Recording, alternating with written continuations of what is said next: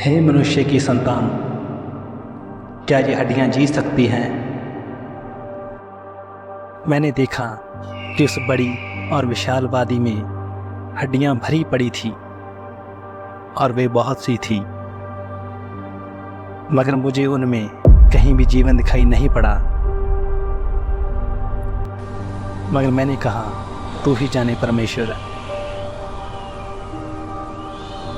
इनके अलावा एलीशा की हड्डियां, जिसने कभी एक मुर्दे में जान डाल दी थी, वो उस गुफा में पड़ी पड़ी धूल बन चुकी हैं। गुफा की छत से बहती हुई समय की रेत ने एलीशा की हड्डियों को कब का निगल लिया है।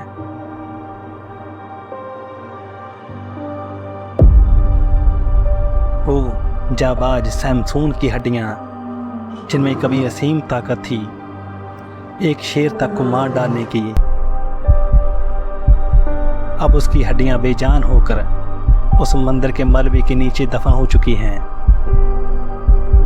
अब उन हड्डियों में कोई भी जोर नहीं बचा। फिर उसके भाई आए। अतीत का एक गुमनाम मगर एक जवान नबी, जिसने ईश्वर के नियमों को तुच्छ जाना, इसे मार दिया गया एक खूंखार शेर के द्वारा बीच रास्ते में ही कहीं।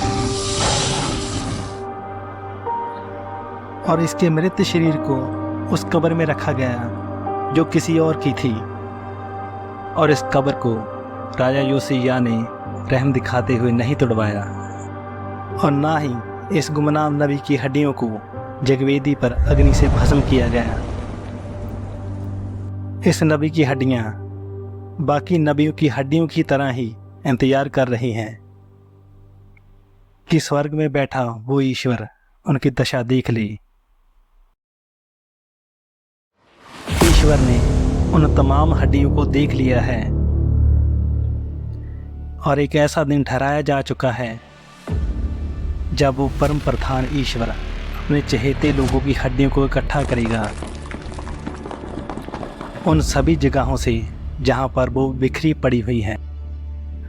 वो उन तमाम हड्डियों को मांस और चमड़े से ढक देगा, और अंत में ईश्वर उन हड्डियों में फिर से जीवन का श्वास फूंक देगा। वह तमाम हड्डियां जिनमें जीवन सदियों पहले समाप्त हो चुका है, वह फिर से जीवित हो उठेंगी।